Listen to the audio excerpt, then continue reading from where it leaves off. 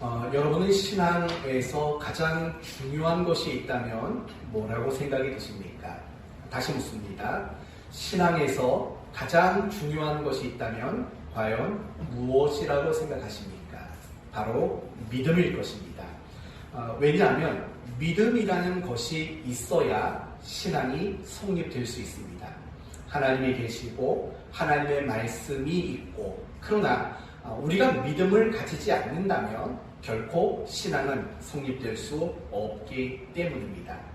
그래서 기독교 신앙의 본질은, 기독교 신앙의 가장 큰 특징은 우리에게 믿음을 요구한다라고 말할 수 있는 겁니다. 그래서 우리가 구원을 얻기 위해서 필요한 게 뭡니까? 예수 그리스도를 믿는 것. 바로 믿음이 우리가 구원을 얻기 위해 반드시 필요한 것입니다. 그러나 중요한 것은 이 믿음이라는 것은 우리가 구원을 얻을 때만 필요로 한 것은 아닙니다. 구원을 얻은 이후에도 여전히 우리는 믿음이 필요합니다. 다르게 말하면 우리는 반드시 믿음을 가지고 믿음대로 살아가는 삶이 우리 모두에게 여전히 필요하다라는 것입니다. 그렇다면 여러분, 과연 믿음으로 산다라는 말은 어떤 의미가 있을까요? 여러분이 생각하는 믿음으로 사는 것은 어떤 모습일까요? 많이 고민해 봐야 합니다. 그리고 오늘 본문은 우리에게 믿음으로 사는 것이 무엇인가에 대한 답을 제공해 주고 있습니다. 그러므로 오늘 말씀을 통해서 믿음으로 사는 것이 무엇인가를 확인하고, 더 나아가서 저와 여러분 모두가 믿음으로 살 것을 다짐하고 서약하는 그런 시간이 되었으면 좋겠습니다. 오늘 본문 17절을 보면 예수님이 누군가의 집에서 많은 사람들을 가르치시는 내용으로 시작이 됩니다. 그 많은 사람들은 누구일까요? 아마 그 집 주인과 가족들, 그리고 그 집 주변에 사는 마을 사람들. 그런데 특별히 언급되고 있는 부류가 있습니다. 보시면 갈릴리의 각 마을과 유대와 예루살렘에서 온 바리새인과 율법 교사들, 그들이 그 집에 있고 예수님은 그들에게 가르침을 주고 있는 상황이다, 이렇게 말합니다. 여러분, 바리새인이 누군지 아십니까? 바리새인들은 백성들을 율법과 성경으로 교육하는 사람입니다. 그러면 율법 교사는 누굽니까? 율법을 전문적으로 연구하고 백성들이 그 율법을 어떻게 준수해야 하는가를 계획을 세우는 이런 율법의 전문적 역할을 하는 사람, 바로 이 사람이 율법 교사입니다. 이 율법 교사를 또 다른 말로 말한다면 서기관이라고 말할 수 있습니다. 그래서 17절 말씀에는 바리새인과 율법 교사라는 말이 나오는데 21절로 가시면 율법 교사라는 명칭이 다른 명칭으로 바뀝니다. 바로 서기관과 바리새인들이라는 명칭으로 바뀌게 된 거예요. 그러니까 율법사, 율법교사, 이거는 다 서기관을 지칭하는 말인 거죠. 그리고 또 한 가지 참고할 것은 이 서기관도 역시 바리새인이라는 거예요. 바리새인 부류 안에 있는 사람들 중에 전문적 역할을 하는 사람, 그 사람이 바로 서기관, 이렇게 이해를 하시면 됩니다. 예수님 당시에 역사를 전문적으로 연구했던 요세푸스라는 역사학자가 있습니다. 이 사람은 뭐라고 말하냐면 예수님 당시에 바리새인들은 약 6,000명 정도 되었다라고 그렇게 기록을 하고 있습니다. 우선 여러분이 중요한 것은 무엇이냐면 지금 예수님이 이렇게 여러 부류의 사람들을 가르치실 때 어떤 일이 일어났다는 겁니다. 어떤 일이 일어났습니까? 18절 말씀을 보면 한 중풍병자를 사람들이 침상에 메고 왔다라고 말합니다. 누가 등장하는 겁니까? 중풍병자가 등장하는 겁니다. 그러나 이 중풍병자는 자기 스스로 발로 걸어서 오지를 못했습니다. 왜냐하면 여러분, 중풍병이 뭐죠? 요즘으로 말하면 뇌졸중, 뇌출혈, 이런 것들을 말해요. 그래서 온 몸이 마비가 되어서 걷지도 못하는 사람이에요. 이 사람은 아마도 그 이상의 병에 걸렸을 거예요. 그냥 침상에 누워밖에 있을 수 없는 그 중풍병자를 몇몇 사람들이 데리고 왔다, 이런 일이 있었다라고 소개하고 있습니다. 그렇다면 왜 이 사람들이 중풍병자를 침상채 데리고 왔을까요? 목적은 분명합니다. 고침을 받도록 만들기 위해서, 고침받기 위해서 바로 예수님께 이 중풍병자를 데리고 온 것입니다. 그런데 그들이 그런 계획을 가지고 예수님께 나왔지만 그들의 계획은 1차 실패하고 말았습니다. 왜 실패를 했냐면 예수님이 계신 그 집 안과 밖에 사람들이 너무 많았기 때문입니다. 그래서 침상에 들고 온 그 중풍병 환자를 예수님께 데려갈 수 있는 방법이 없었던 겁니다. 그래서 그들이 찾아낸 두 번째 방법은 무엇이냐면 어디로 올라가는 겁니까? 지붕으로 올라가는 겁니다. 지붕으로 올라가서 그 지붕을 뚫어 그 지붕 아래로 줄을 따라 내리는 두 번째 계획을 세우게 됩니다. 어쩌면 여러분은 예수님 당시의 문화를 이해하지 못하면 이 장면도 이해가 되지 않을 수 있습니다. 여러분의 집 가운데 지붕이 그렇게 쉽게 뚫릴 집이 있겠습니까? 요즘은 그런 집이 없죠. 다 철근을 쓰고 콘크리트를 쓰고 해서 이 지붕을 사람이 손으로 뜯을 수 있는 방법은 없어요. 아주 특별한 장비를 동원하지 않고는 지붕을 뚫을 수가 없어요. 그러나 예수님 당시의 가옥은 대부분이 나뭇가지 또는 돌멩이들 그리고 진흙 이런 것들을 뒤섞어서 만든 집들인 거죠. 그러니까 간단하게 얼마든지 지붕을 뚫을 수도 있는 거죠. 그렇듯이 그 사람들이 지붕을 뚫어서 이 중풍병자를 달아 예수님 발 앞에 내렸습니다. 그들이 원하는 대로 성공한 겁니다. 그리고 25절 말씀을 보시면 그들이 소원한 대로, 그들이 목적한 대로 그들이 이 중풍병자가 고침을 받게 되었습니다. 이제 여기서부터 오늘 본문을 시작해 갑니다. 그렇다면 이 중풍병자가 고침을 받게 된 근거는 뭘까요? 무엇을 근거로 중풍병자는 고침을 받았을까요? 20절에 이렇게 대답을 합니다. 예수께서 그들의 믿음을 보시고 라고 말해요. 그러면 여러분, 여기서 말하는 그들의 믿음, 누구의 믿음일까요? 중풍병자의 믿음일까요? 아니면 그 주변에 있는 사람들의 믿음일까요? 아니면 이 중풍병자를 메고 온 사람들의 믿음일까요? 이 세 가지 중에 누구의 믿음을 말하고 있는 걸까요? 바로 몇 번? 1, 2, 3. 몇 번일까요? 3번. 이 중풍병자를 침상에 메고 온 그 사람들의 믿음을 보시고 그를 고쳐주셨다라고 이야기를 합니다. 더 정확히 말하면 중풍병자를 침상에 뉘어 메고 왔고 지붕을 뚫었고 줄을 달아 내린 그 사람들의 믿음, 그것을 근거로 중풍병자를 고쳐주셨다, 이렇게 예수님이 말씀하고 있는 겁니다. 바로 이 장면에서요, 믿음으로 사는 게 무엇인가, 그 부분이 명확하게 드러납니다. 뭐라고 생각하십니까? 그들이 중풍병자를 침상에 메고 지붕에 올라가 지붕을 뚫고 그리고 줄을 달아 내리는 그 모습이 믿음이라고 했어요. 이걸 어떻게 정리하면 될까요? 이런 거죠.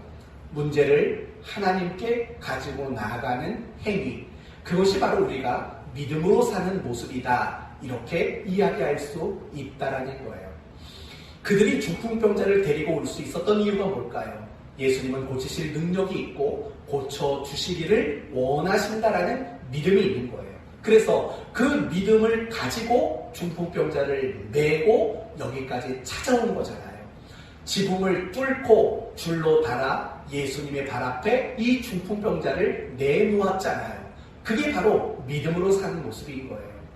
만약에 그들이 예수님은 고치실 수 있어, 예수님은 고쳐줄 거야 라는 것을 알면서도 그 질병의 문제를 예수님께 가지고 나오지 않았다면 그것은 믿음으로 사는 모습이 결코 될 수 없는 거죠.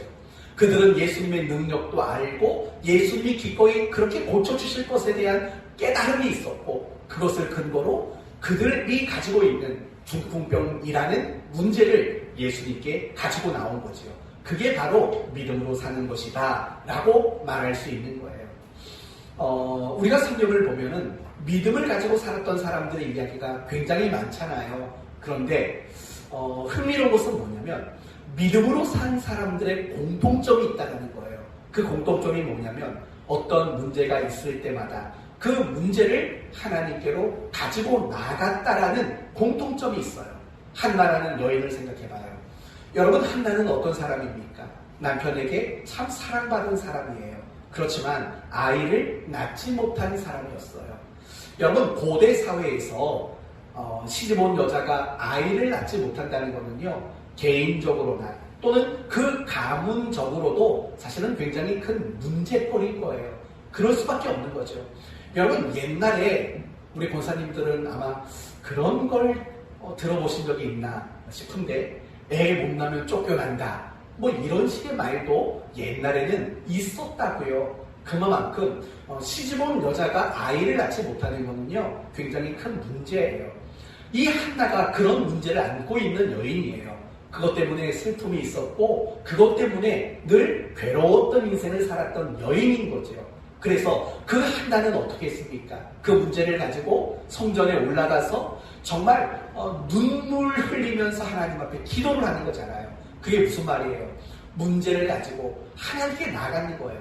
아이가 없음이라는 문제를 가지고 하나님께 나갔다라는 말인 거예요. 그게 바로 믿음으로 산다라는 말인 거예요. 여러분, 모세라는 사람도 생각해 보세요. 애굽 땅의 노예였던 이스라엘을 해방시켰어요. 홍해 바다를 건너서 신광야로 들어갔고, 그 신광야에서 르비딤이라는 지역에 도달했어요. 그랬더니 어떤 일이 일어났냐면, 그곳에서 아말렉 사람들이 이스라엘을 습격하는 일이 일어난 거예요. 이스라엘 나라 입장에서는, 또 그 나라의 지도자였던 모세의 입장에서는 굉장히 큰 문제거리가 생긴 거예요. 여러분, 이스라엘 사람들은 400년 동안 노예 생활을 했던 사람이에요. 전쟁을 배워본 사람이 없고 전쟁에 참여해본 사람이 없어요. 이스라엘 사람들은 지금 가지고 있는 무기도 제대로 된 변변한 무기도 하나 없는 상황이라고요. 그런데 아말렉이라는 굉장히 싸움을 잘하는 민족이 공격을 해온 거예요. 굉장히 문제거리죠. 문제가 온 거죠. 그때 모세는 어떡합니까? 몇몇 지도자들을 데리고 산에 올라갑니다. 그리고 그곳에서 두 손을 번쩍 들고 하나님께 기도를 하는 거죠. 어떤 모습입니까? 그들에게 당면한 문제를 가지고 하나님께 나아가는 행위가 모세와 지도자들에게 있었다라는 거죠. 히스기야 왕을 한번 또 생각해 보세요. 열왕기하 18장을 보시면 아수르라는 나라가 유다의 여러 지역을 이미 점령했어요. 그리고 유다의 수도였던 예루살렘에 침공을 해온 거예요. 그리고 뭐라고 말하냐면, 좋은 말로 말할 때 항복해라. 항복하면 무엇만은 살려주겠다? 목숨만은 살려주겠다. 라고 위협을 한다고요. 왕의 입장에서도, 유다라는 나라의 입장에서도 크나큰 문제를 만난 거예요. 그때 히스기야 왕은 어떻게 했을까요? 성전으로 갑니다. 그리고 옷을 찢고 하나님 앞에 탄식하며 기도합니다. 문제를 하나님께 가지고 나간 거예요. 그리고 두 장 뒤로 넘어가 보면 열왕기하 20장을 보시면 이번에는 히스기야 개인에게 문제가 찾아와요. 어떤 문제가 찾아오냐면 죽을 병에 걸려요, 히스기야가. 그러자 히스기야가 어떻게 하냐면 성전을 향해 벽을 바라보면서 통곡하며 기도해요. 무슨 말이죠? 자기에게 찾아온 질병이라는 문제를 가지고 하나님 앞에 간절히 기도를 했다는 거예요. 자기가 가지고 있는 문제를 하나님께 가지고 나아갔다라는 이야기예요. 또 사도행전 12장을 보시면 예루살렘 교회에 대한 이야기가 소개가 돼요. 당시 예루살렘 교회가 헤롯 왕에 의해서 많은 박해를 받았어요. 이미 야고보라는 사람이 순교를 당한 상황이에요. 그런데 그런 상황에서 베드로 사도까지 체포가 됐어요. 여러분, 당시 베드로는 누굽니까? 예루살렘 교회의 담임 목사의 역할을 맡았던 사람이 베드로 사도였어요. 그가 감옥에 갇힌 거예요. 이제 그 베드로도 곧 죽게 돼요. 교회 앞에 사실은 얼마나 큰 문제가 생긴 건가요? 만약에 여러분, 제가 불의의 사고를 당했다면 사실은 교회적으로 큰 위기고 어려움이 생기는 건 당연한 거예요. 베드로가 지금 그런 위치에 있었고 예루살렘 교회가 그런 큰 문제에 봉착한 거예요. 그들이 무엇을 했을까요? 함께 모여서 하나님 앞에 밤새도록 같이 기도하는 일들을 했다고요. 다시 말하면 교회가 안고 있는 그 문제를 가지고 하나님께 나아갔다라는 거예요. 사랑하는 성도 여러분, 그게 믿음으로 사는 거예요. 나에게 생긴 그 문제들, 나에게 생긴 그 어려움들, 나에게 생긴 그 속상함들, 나에게 생긴 그 모든 인생의 위기들, 그런 것들을 가지고 나 혼자 씨름하고 나 혼자 고민하는 것, 그게 믿음으로 사는 게 아니라 그 모든 문제거리들을 가지고 하나님 앞에 나아가는 것, 그게 바로 믿음으로 사는 것이라는 말의 의미인 거죠. 그렇다면 여러분은 어떻습니까? 여러분은 지금 믿음으로 살고 계십니까? 먼저 여러분에게 묻습니다. 지금 여러분은 어떤 문제를 가지고 계십니까? 지금 여러분이 안고 있는 문제들은 과연 무엇입니까? 혹시 문제가 없다고 생각하는 분 계십니까? 그러면 여러분은 굉장히 잘못된 생각을 하고 있는 거예요. 이 세상에는요, 문제가 없는 사람이 없어요. 내가 그 문제를 모르기 때문이고, 또는 그 문제가 내게 내성이 생겨서 아무렇지 않은 듯 느끼는 것 뿐이에요. 이 땅을 살아가는 모든 사람들은 다 문제가 있어요. 마치 이런 것과 같겠지요. 건강검진을 하고 났는데 갑자기 어떤 판단이 나오냐면 위암입니다 라는 결과를 전해듣는 사람들이 많다고요. 그 사람이 그 건강검진의 결과를 듣기 전에는요, 내가 암이 있다는 걸 사실은 모르고 살았다고요. 문제가 없는 줄 알고 살았다고요. 그러나 막상 결과를 확인해 보니까 문제가 있었던 거예요. 우리는 다 이런 거예요. 이 땅을 살아가는 사람들이 문제가 없다고 말할 사람은 아무도 없어요. 잘 사는 사람에게도 문제가 있고요, 못 사는 사람에게도 문제가 있어요. 많이 배운 사람에게도 문제가 있고 많이 배우지 못한 사람에게도 문제가 있는 거예요. 모든 사람, 하나부터 열까지 모든 사람은 다 문제를 가지고 있는 거예요.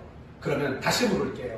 지금 여러분은 어떤 문제를 가지고 계십니까? 지금은 여러분은 어떤 어려움을 갖고 계세요? 어떤 위기를 갖고 계세요? 어떤 사람은 질병이라는 문제, 어떤 사람은 물질이라는 문제, 어떤 사람은 자식이라는 문제, 어떤 사람은 배우자라는 문제, 어떤 사람은 직장의 문제, 어떤 사람은 사업의 문제, 어떤 사람은 상처의 문제, 또 어떤 사람은 관계의 문제, 그리고 또 어떤 사람은 신앙적인 문제, 영적인 문제. 그것이 무엇이든 간에 이 땅을 살아가는 모든 사람들은 반드시 문제를 가지고 있다는 거예요. 다시 한번 여러분에게 물어볼게요. 여러분 혹시 문제가 없는 분 계세요? 계세요? 안 계세요? 안 계세요? 네, 맞아요. 아무도 없어요. 그러면 진짜 중요한 질문을 해야죠.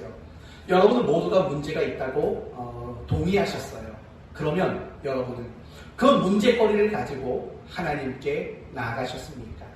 마치 여러 명의 사람들이 이 중풍병 환자를 침상에 메고 또 지붕을 뚫고 달아 예수님께 가도록 만든 것처럼 여러분은 지금 여러분이 겪고 있는 그 문제를 가지고 하나님 앞에 나아가셨는지를 생각해 보셔야 돼요. 조금 다르게 말한다면 내가 어떤 어려움이 있고 위기가 있고 문제가 있어요. 정말 그걸 가지고 하나님 앞에 나가가지고 정말 열심히, 정말 간절하게 그렇게 기도하고 있는지를 생각해 보셔야 돼요. 만약에 여러분이 하나님께 나아가서 기도하는 분이라면 여러분은 믿음으로 사는 것이 틀림없습니다. 그러나 반대로 어려운 게 있고 위기가 있고 문제가 있는데도 불구하고 하나님께 나아가서 간절히 기도하는 걸 놓치고 있다면 미안하지만 믿음은 있는지 몰라도 믿음으로 사는 것은 아닐 수밖에 없다고 밖에는 말할 수 없는 겁니다. 사랑하는 성도 여러분, 여러분에게 권면을 합니다. 여러분이 인생을 살면서 문제를 만날 때마다 그걸 하나님께 가지고 나가셔야 돼요. 하나님 앞에 나아가가지고 간절하게 기도할 줄 아는 사람이 되셔야 돼요. 그게 바로 믿음으로 사는 것이기 때문인 거예요. 그렇게 살아가는 여러분 되시기를, 그리고 여러분이 문제를 가지고 하나님 앞에 나아갈 때마다 하나님이 그 문제를 해결해 주시는 그런 놀라운 은혜를 경험하게 되는 여러분 모두가 되시기를 예수님의 이름으로 축원드립니다. 그렇다면 이제 조금 더 생각해 봅시다. 지금 중풍병자를 데리고 온 사람들이 지붕을 뚫고 있습니다. 이제 이 사람들의 입장 말고요, 지붕을 뚫고 있는 사람들을 목격하는 사람의 입장에서 생각을 해봅시다. 그 집 안에는 예수님이 있었고 바리새인들과 율법 교사들이 있었고 또 여러 명의 사람들이 있었어요. 그리고 그 집 밖에서도 예수님의 가르침이나 어떤 기적을 보려고 모여든 사람들이 굉장히 많이 있었어요. 그 사람들이 지붕을 뚫고 있는 사람들을 목격했을 때 어떤 모습이었을까요? 어떤 모습이었을까요? 얼마나 황당한 모습이었겠어요. 지붕을 뚫고 있는데 얼마나 당황스러운 모습이었겠냐고요. 예수님은 분명히 사람들을 가르치고 있었어요. 그러나 더 이상 사람들을 가르치지 못했을 거예요. 지붕이 뚫리고 있는데 계속해서 말을 이어갈 수가 없잖아요. 우리 옛날에 몇 주 전에 그런 경험 있었죠. 한창 예배드리고 설교하고 있는데 아래층에서 에어컨 공사를 한다고 막 드릴을 써가지고 우리가 예배가 한 10분 정도 중단된 적이 있잖아요. 마치 그와 같지 않을까 싶어요. 지붕을 뚫고 있어요. 하늘에 구멍이, 천장에 구멍이 생기고 있다고요. 막 흙도 떨어지고 막 그러겠죠. 그런 상황에서 예수님이 어떻게 가르침을 계속할 수 있었겠어요. 그 구멍이 뚫리는 거, 그 손이 들락날락하는 거, 그런 모습들을 예수님이 침묵 가운데 그저 바라만 보실 수밖에 없었을 거예요.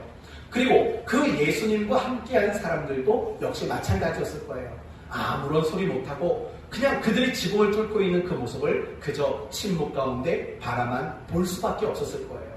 결국 지붕이 크게 뚫렸어요. 그리고 그 중풍병자가 누워있는 침상이 줄에 매달려 예수님 앞에 드디어 놓여지게 되었어요. 여기서부터 잘 생각하셔야 되는 거예요. 이제 드디어 중풍병 환자가 예수님 앞에 도착한 거예요. 예수님이 그 중풍병 환자에게 하셨던 첫 번째 말씀은 뭘까요? 무슨 말씀을 하셨을까요? 20절을 보시면 답이 나와요. 무슨 말씀을 하셨죠? 이 사람아, 내 죄사함을 받았느니라 라고 말씀을 하셔요. 여러분, 참 얼마나 뜬금없는 얘기겠어요. 이제 중풍병자가 예수님 앞에 도착했어요. 사람들은 어떤 기대를 했을까요? 우리가 지난주에 나병 환자 얘기 들어봤죠? 내가 원하노니 깨끗함을 받으라. 아마 사람들은 예수님이 이 중풍병자에게 그런 말을 해주실 것이라고 기대를 했을 거예요. 아니면 베드로의 장모의 열병을 고칠 때는 어떻게 표현이 나왔냐면 그 열병을 꾸짖으사라고 말해요. 병을 향해 야단을 쳤다는 표현이 나와요. 어쩌면 사람들은 이 중풍병자를 향해 그 병을 야단치실 거라고 생각했을지도 몰라요. 또 예수님은 많은 병든 자를 고치실 때 어떤 방법을 쓰셨냐면 손을 얹어 안수하는 방법으로 병을 고쳐주셨던 일들이 굉장히 많아요. 어쩌면 사람들은 예수님이 이 중풍병자의 머리든 가슴이든 엉덩이든 다리든 어디든 손을 얹고 이 사람의 병을 고치실 것이 아닐까라고 생각을 했을 거예요. 그러나 예수님의 행동은 전혀 그들의 기대와 달랐고 전혀 생각할 수도 없는 행동과 말이 나온 거예요. 뭐라고 말했다고요? 이 사람아, 내 죄사함을 받았느니라 라는 이런 말씀을 했다고요. 그런데 그 자리에 누가 있었다고요? 사두개인이 있었고 율법 교사들, 즉 서기관들이 있었다고요. 그들이 이 예수님의 말씀을 듣고요, 반감이 생겼어요. 그리고 마음에 분노가 생겼어요. 그래서 21절을 보시면 서기관과 바리새인들이 생각하여 이르되 이 신성모독하는 자가 누구냐 이렇게 말을 해요. 예수님이 네 죄사함을 받았다 라고 말하자 예수님을 향해 뭐라고 말하냐면 당신은 신성모독하는 것이요 라고 속으로 생각했다라는 거예요. 굉장히 분노하고 굉장히 반감을 가지게 되었다라는 거예요. 여러분, 사실은 이 바리새인들의 말은 틀린 말은 아니에요.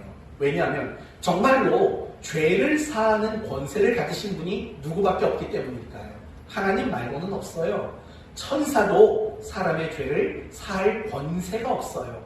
아무리 대통령이라 해도 아무리 법관이라고 해도 사람의 죄를 사하는 권세는 없어요. 오직 하나님에게만 사람의 죄를 사하는 권세가 하나님에게만 있는 거예요. 그러니까 이 바리새인들의 생각은 틀린 생각이 아니에요. 맞는 거예요. 오직 하나님만 죄 사하는 권세가 있다라고 그들은 여겼으니까. 그러나 그들이 잘못 알고 있는 게 하나가 있었어요. 모르고 있는 거. 그게 뭘까요? 예수님이 바로 그 하나님이신 분이라는 거. 그 사실을 모르는 것뿐이지 바리새인이 한 말은 사실은 맞는 말이었던 거예요. 그런데 중요한 것은 뭐냐면 지금 예수님은 아무리 생각해봐도 이 중풍병자에게 어울리지 않는 말을 했다는 게 중요한 거예요. 여러분, 지금 중풍병자가 예수님을 찾아온 이유가 뭐예요? 왜 사람들이 고생하면서 중풍병자를 예수님에게 데리고 나왔을까요? 목적은 분명하고 간단해요. 뭐지요? 고침받는 거죠. 그 중풍병에서 낫는 거죠. 오직 그 목적만 가지고 예수님에게 왔다고요. 뭐 죄사함 받고 싶어서 왔겠어요? 아니죠. 그런 건 아예 생각도 못했지요. 그냥 예수님이 병 고쳐주기를 바라는 마음만 가지고 이렇게 찾아왔다고요. 성경에 나오는 다른 많은 병든 자들도 마찬가지예요. 그들이 예수님을 찾아온 목적은요, 병 고침을 받고 싶어서 찾아온 거지 죄사함 받으려고 찾아온 사람 없다고요. 모두가 다 병 고침 받는 게 목적으로 예수님을 찾아온 거죠. 그리고 예수님은 그거 모르셨을까요? 당연히 알고 계시지요. 그런데 왜 이 사람에게는, 다른 사람에게는 그런 말 안 했잖아요. 베드로의 장모를 고칠 때도 너 죄사함 받았으니까 병 나아라 이런 말 안 했잖아요. 아니 지난주에 나병 환자에게도 네 죄 용서 받았으니까 깨끗함을 받아라 이런 말 안 했다고요. 그런데 유독 이 중풍병 환자와 그를 데리고 온 사람들을 향해서만, 그 자리에 있는 사람들을 향해서만 네가 죄사함을 받았다라고 그런 이야기를 언급하고 있다는 거예요. 이게 오늘 본문의 가장 중요한 맥락이라는 거예요. 오늘 본문을 구성하는 내용 중에요, 가장 중요한 건 딱 두 가지예요. 첫째는 뭐냐면 그들의 믿음을 보시고라는 말이에요. 그리고 또 하나는 이 사람아 죄사함을 받았느니라 라는 이 20절이 오늘 본문에 있어서 가장 키워드를 담고 있는 가장 중요한 구절이 바로 20절이라는 거예요. 그러면 또 이 생각해 봅시다. 지금 예수님께서 이 사람아 네 죄사함을 받았느니라 라고 말씀하신 의도와 목적은 뭘까요? 이걸 해결해야 돼요. 이걸 해결하지 않으면 오늘 본문의 의미가 뭔지를 우리는 알 수가 없게 돼요. 과연 의도가 뭘까요? 이 사람아 죄사함을 받았느니라 이렇게 말하신 의도와 목적은 과연 뭘까요? 혹시 24절 때문일까요? 그러나 인자가 땅에서 죄를 사하는 권세가 있는 줄을 너희로 알게 하리라. 무슨 말이에요? 나는 죄를 사할 수 있는 권세가 있어. 이걸 가르치기 위해서 이 사람아 죄사함을 받았느니라 라는 말을 했을까요? 물론 전혀 틀린 말은 아니에요. 하지만 그게 의도이거나 그것이 목적을 가지고 이 사람아 죄사함을 받았느니라 이 말이 등장하는 것은 아니라는 걸 알아야 돼요. 여러분 24절에 나오는 인자가 땅에서 죄를 사하는 권세가 있는 줄을 너희로 알게 하리니 이 말이 나오기 전에 24절에 가장 먼저 쓰이는 단어가 뭐죠? 그러나. 네, 우리 교회는 권사님들이 대답을 제일 잘해요. 그러나 라는 말을 쓴다고요. 여러분 그러나가 뭐지요? 접속부사예요. 접속부사. 이 그러나라는 접속부사는 언제 쓰지요? 앞에 했던 이야기를 반대로 뒤집을 때 쓰는 말이 그러나예요. 예를 들면 이런 거죠. 우리 교회는 성도가 적다. 그러나 그 다음에 한번 붙여보세요. 우리 교회는 성도가 적다. 그러나 뭐가 있을까요? 어떤 말을 쓰면 될까요? 이렇게 쓰면 되죠. 우리 교회는 성도가 적다. 그러나 사랑이 많다. 이런 식으로 앞에 것을 더 역전시키기 위해서 쓰는 말이 바로 그러나예요. 하나만 더 예를 들어봅시다. 추석 명절에 먹고 싶은 게 많았지만 참고 안 먹었다. 그러나 그 뒤는 뭘까요? 살이 쪘다. 뭐 이런 것들 앞에 있는 이야기를 뒤집을 때 쓰는 말이 그러나라는 접속 부사예요. 그렇기 때문에 오늘 본문 그러나 인자가 땅에서 이 얘기가 나오는 것은 내가 이 땅에서 죄사하는 권세가 있다. 이걸 말하는 게 목적이 아니라는 게 이 그러나라는 말 속에 담겨져 있다라는 거예요. 그렇다면 여러분 예수님이 이 사람아 죄사함을 받았느니라 이렇게 말하신 목적이 뭘까요? 의도가 뭘까요? 무엇을 위해서 이런 말을 했을까요? 그것은 바로 믿음이 무엇인가, 믿음으로 살아가는 것이 무엇인가를 설명하기 위해서 이 말이 쓰인 거예요. 그래서 20절에 제가 중요한 말이 두 가지가 있다고 했죠. 하나는 뭐라고 했어요? 그들의 믿음을 보시고, 그러니까 그들이 믿음으로 사는 것을 보고 라는 것이 중요하고, 또 하나는 내 죄사함을 받았느니라 이 말이 중요하다고 말했어요. 그러니까 결국 예수님이 이 사람아 죄사함을 받았다라는 이 말은 믿음으로 사는 것, 믿음을 가지고 자기에게 찾아온 것, 그것이 어떤 의미가 있느냐, 그걸 설명하기 위해서 이 사람아 죄사함을 받았느니라 라는 말이 등장한 거예요. 지금부터는 이 두 개가 어떤 연관성을 가지고 있는가를 여러분에게 설명해 볼게요. 여러분, 지금 중풍병자를 침상에 메고 온 사람들, 그들이 왜 예수님에게 나왔을까요? 그들은 왜 지붕을 뚫는 고생까지 감내하면서 예수님께 데리고 왔을까요? 이유가 뭘까요? 상식적으로 생각해봐요. 그들이 중풍병자를 예수님에게 데리고 온 목적이 뭘까요? 상식적으로. 뭘까요? 고침받으려고. 맞아요. 고침받으려고. 근데 그 말을 다르게 말하면 이렇게 말할 수 있어요. 그 어디에도 중풍병자에게 희망을 줄 수 있는 곳이 없었다라는 말이죠. 더 정확히 말한다면 이런 말이에요. 세상에 의사가 많았을 거 아니에요. 그러나 그 많고 많은 의사들 중에서 단 한 명에게도 희망을 얻지 못했기 때문인 거예요. 세상에는 뭐 중풍병에 좋다라는 약들이 많이 알려졌겠죠, 당시에도. 그러나 세상에 많고 많은 약 중에서도 중풍병자에게 희망을 줄 수 있는 약은 없었다라는 거예요. 또 세상에는 민간요법이나 어떤 민간적인 방법이 있었겠지요. 뭐 옛날에 우리 뭐 벌에 쏘이면 뭘 바르라고요? 된장 발라라. 그러니까 막 옛날 어르신들은 막 자빠져서 머리가 찢어졌는데도 된장 발랐다가 그런 경우가 있어요. 제가 아시는 어떤 한 분도 우리 교회에서 사역했던 전도사님인데 그분이 어릴 때 머리가 찢어졌어요. 근데 어른이 민간요법, 된장 발라라 뭐 이런 것들이 있잖아요. 그래서 그 찢어진 상처에 된장을 발랐다가 그 세균이 감염이 돼가지고요. 지체 부자유자가 된 분이 우리 교회에 계셨어요.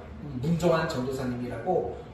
우리 지우기는 아마 아실 것 같은데 그렇다고요. 민간요법이라고 있다는 거죠. 아무튼 중요한 건 그거죠. 이 중풍병자가 자기 병이 의사한테도 안 되고 약을 써도 안 되고 하니까 뭐 민간요법에도 손을 댔겠죠. 그러나 거기서도 희망은 찾을 수 없었다라는 거예요.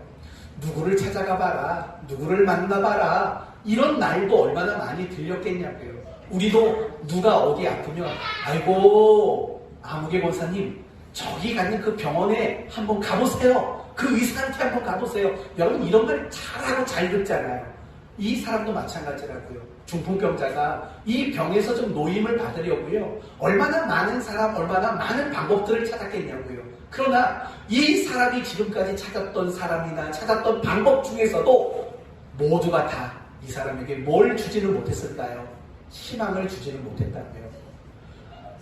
그 어디에서도 희망을 찾지 못하니까 마지막 희망을 누구에게 걸었어요?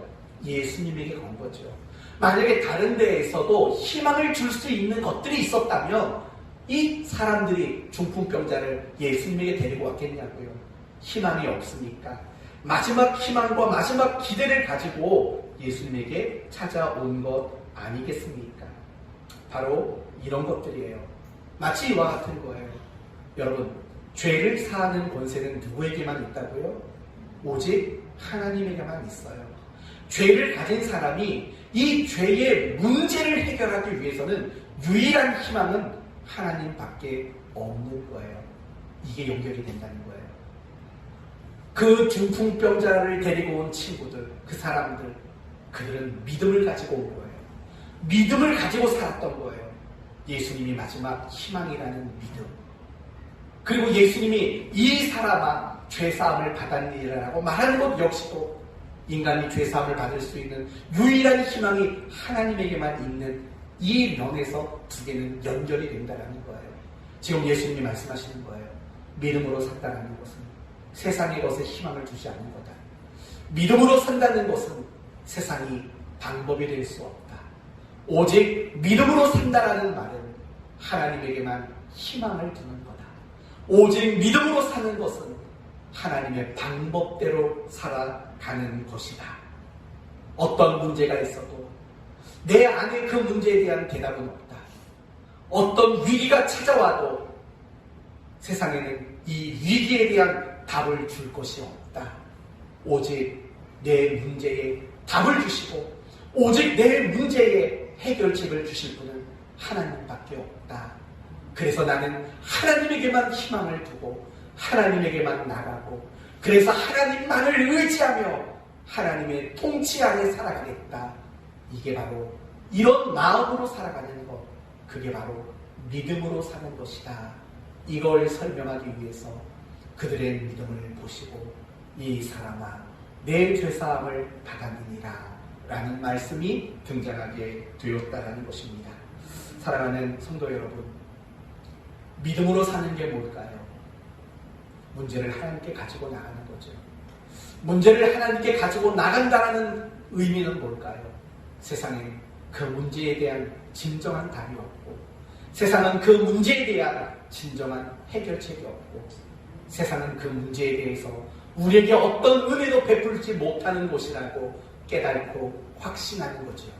그래서 하나님의 은혜만 구하는 것, 하나님이 나를 불쌍히 여겨주시기만을 바라는 마음을 가지고 하나님께 나가는 것이고 그 하나님께 긍휼을 호소하고 그 하나님의 통치와 그 하나님의 법칙 아래 살아가는 것, 그것이 바로 믿음으로 사는 것이다 라는 말의 뜻이 되는 것입니다.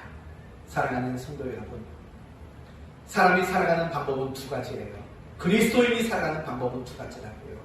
교회는 다니지만 예수는 믿지만 세상의 법칙대로 살아가는 방법이 하나 있고 또 하나의 방법은 믿음을 가지고 하나님의 법칙을 근거로 살아가는 방법이 있어요.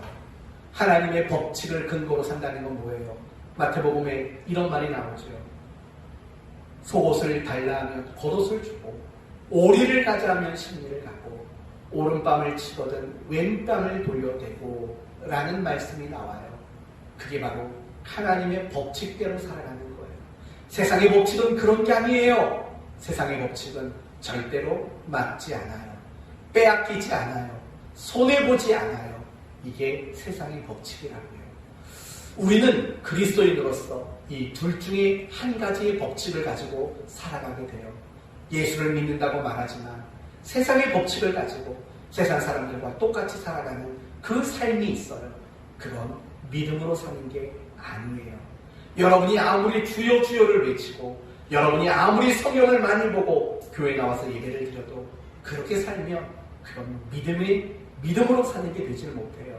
그러나 내가 어떤 순간이든 어떤 위기와 어떤 문제에 있어든 하나님의 법칙대로 오른밤을 치면 왼밤을 대고 겉옷을 달라면 속옷을 주고 오리를 가자 하면 심리를 가주는 이런 하나님의 법칙을 따라 늘 하나님의 은혜를 구하며 살아가는 것, 하나님이 도와주시기를 바라는 마음으로 살아가는 것, 그리고 정말 그렇게 의지하며 살아가는 것, 그게 믿음으로 사는 것입니다.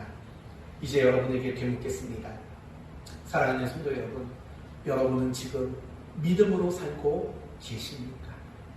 문제와 어려움을 하나님 앞에 가지고 나아가 기도하고 계십니까? 또 더 나아가서 여러분이 세상의 도움, 날 도와줄 사람 없을까? 내 문제를 해결해 줄 사람 없을까? 세상에서 답을 찾고 세상에서 해결책을 찾고 있는 그런 사람은 혹시 아니십니까? 하나님에게서 답을 찾으셔야죠.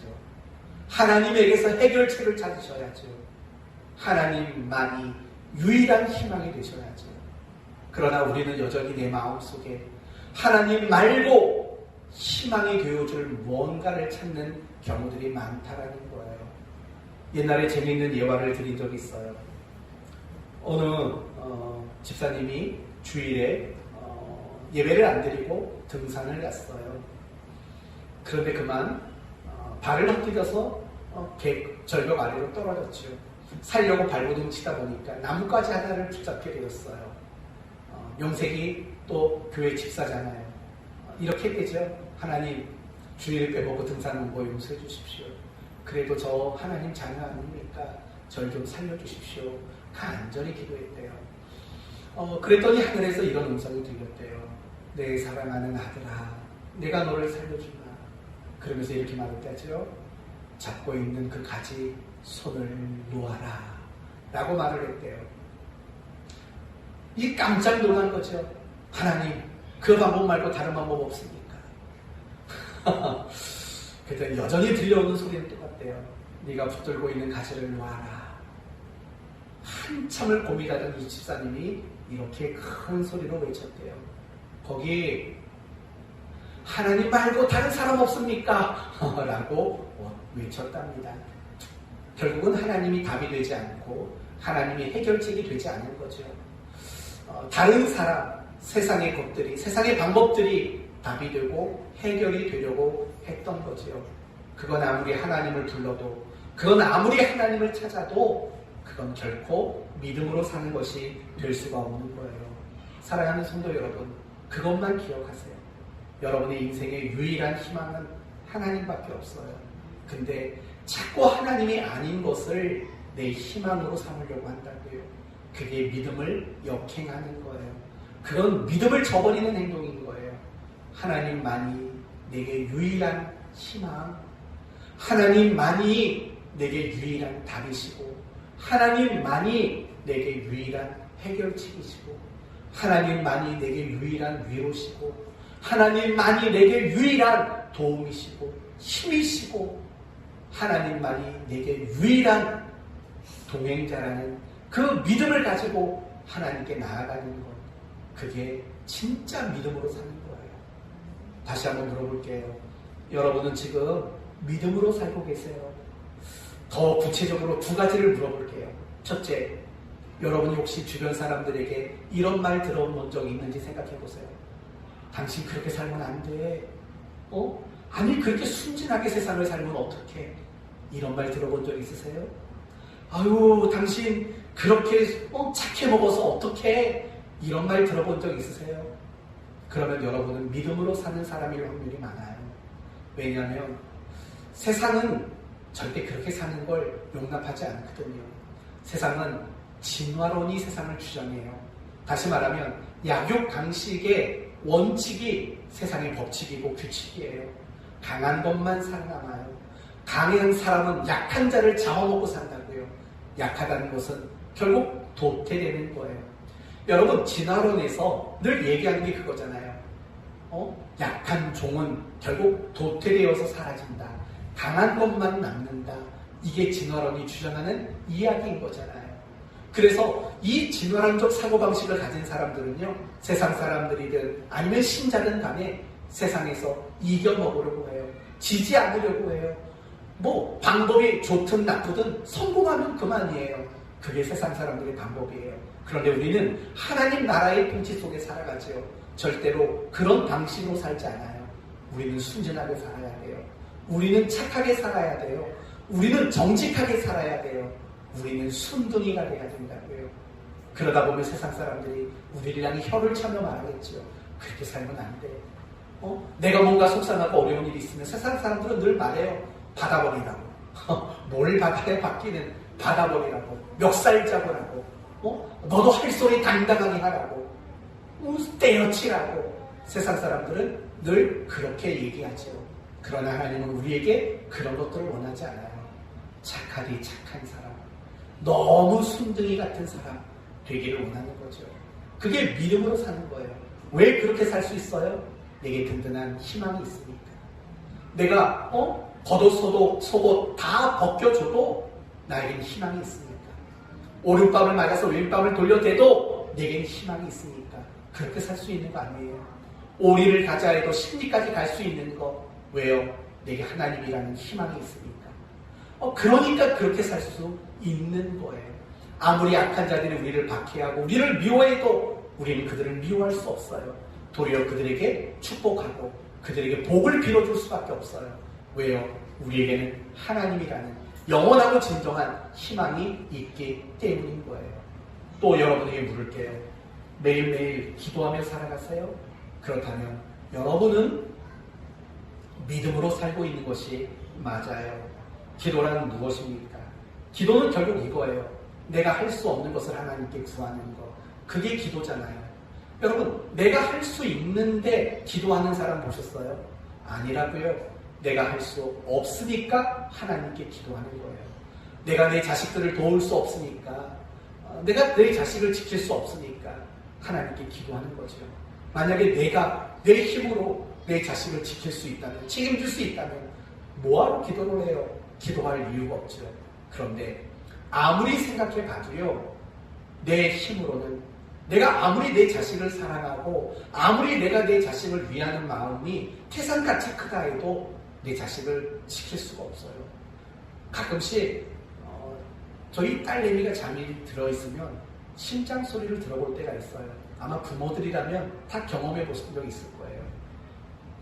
얘가 몸이 좀 몸살이 걸리고 감기에 걸리고 그래서 잠이 들었어요. 근데 미동도 하지 않고 자는 거예요. 그 순간 가슴이 철렁 내려앉아요. 뭐 잘못했나? 그래 가가지고 심장 가슴에다 귀를 대고 심장 소리를 듣는다고요. 그러면서 날마다 뼈저리게 느끼는 게 뭔지 아세요?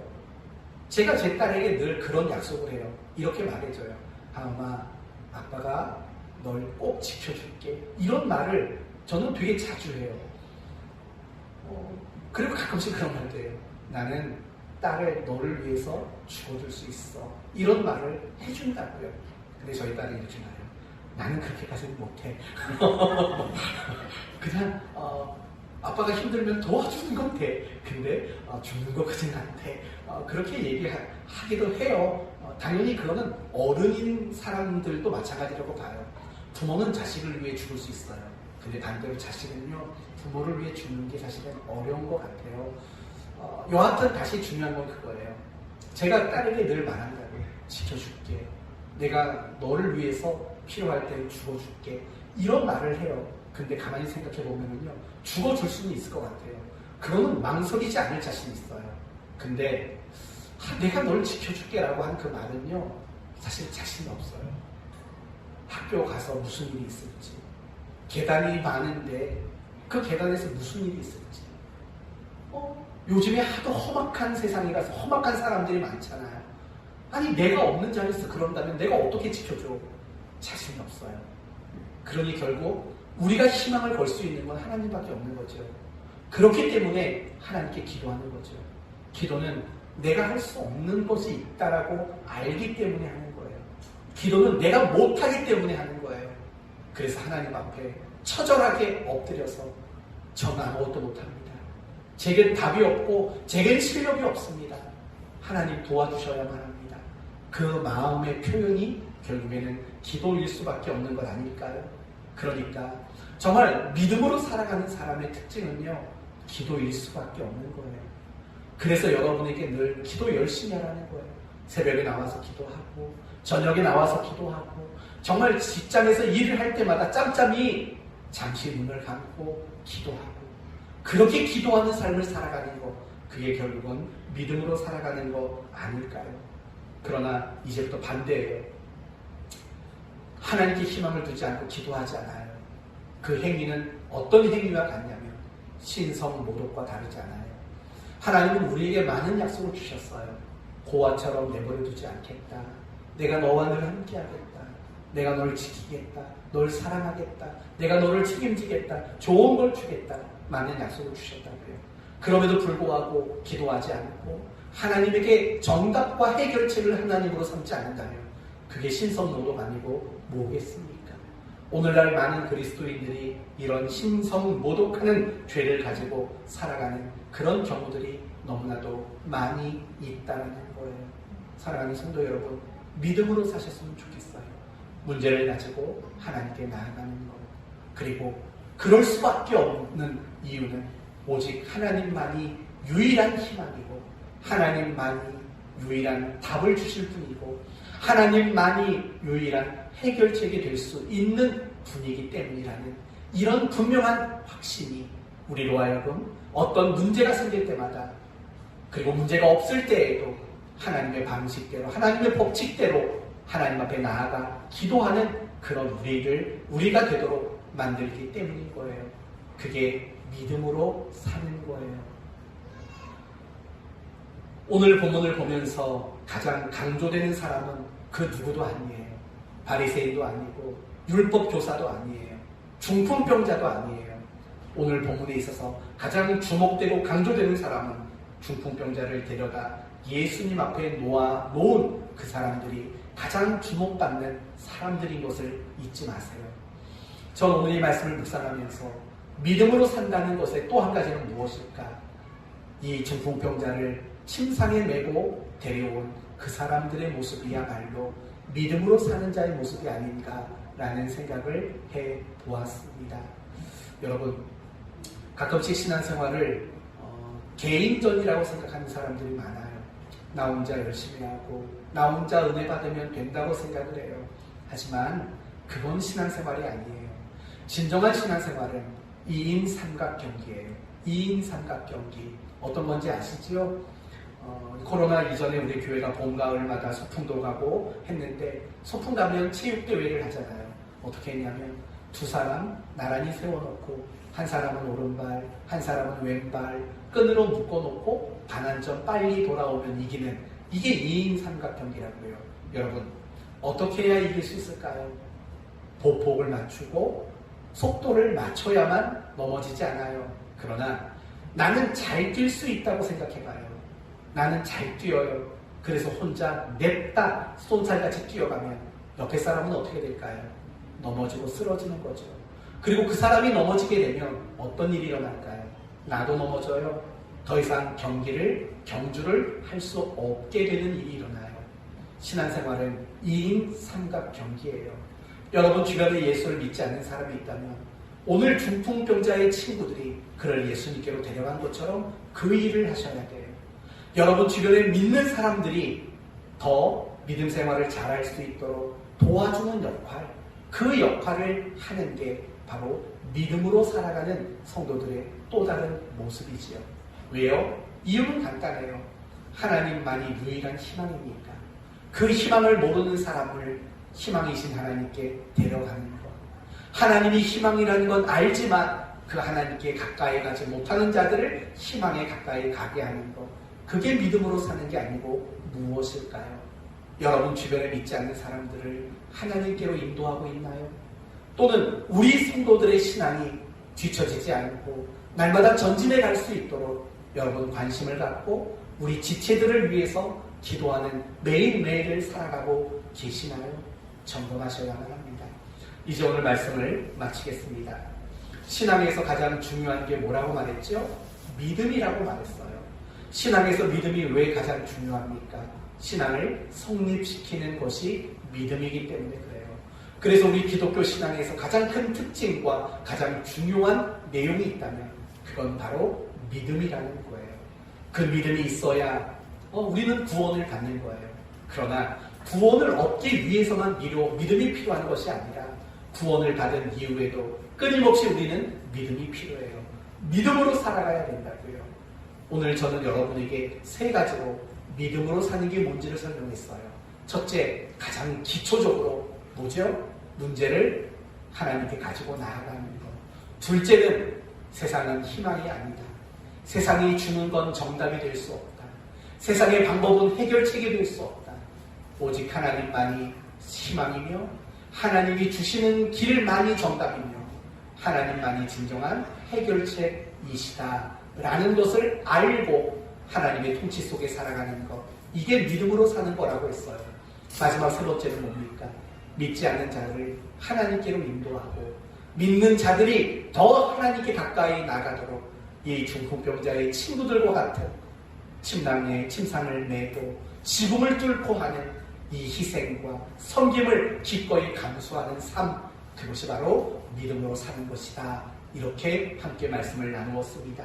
저는 여러분 모두가 믿음만 가진 사람이 아니라 매일매일의 삶을 믿음으로 살아가는 이런 성도가 되심으로 믿음으로 사는 자들에게 약속된 은혜와 복을 날마다 누리게 되시기를 예수님의 이름으로 축원드립니다. 아멘. 기도합시다. 하나님 감사합니다. 오늘 말씀을 통해서 믿음으로 사는 게 무엇인가를 배웠습니다. 문제를 가지고 하나님께 나아가 기도하는 것이고 하나님만이 세상의 유일한 희망이며 하나님만이 진정한 답이시며 하나님만이 진정한 해결책이심을 알고 하나님을 의지하며 살아가는 것이라고 했습니다. 그리고 세상 사람들을 우리의 신앙의 동료들을 하나님께로 더욱더 인도해 가는 것이라고 말씀해 주셨습니다. 혹여나 지금까지 우리의 모습이 믿음으로 사는 자의 모습이 아니었다면 우리를 용서해 주시고 이제는 믿음으로만 살아갈 수 있는 성도들 모두가 되게 해 주옵소서. 예수님의 이름으로 기도 올리옵나이다. 아멘.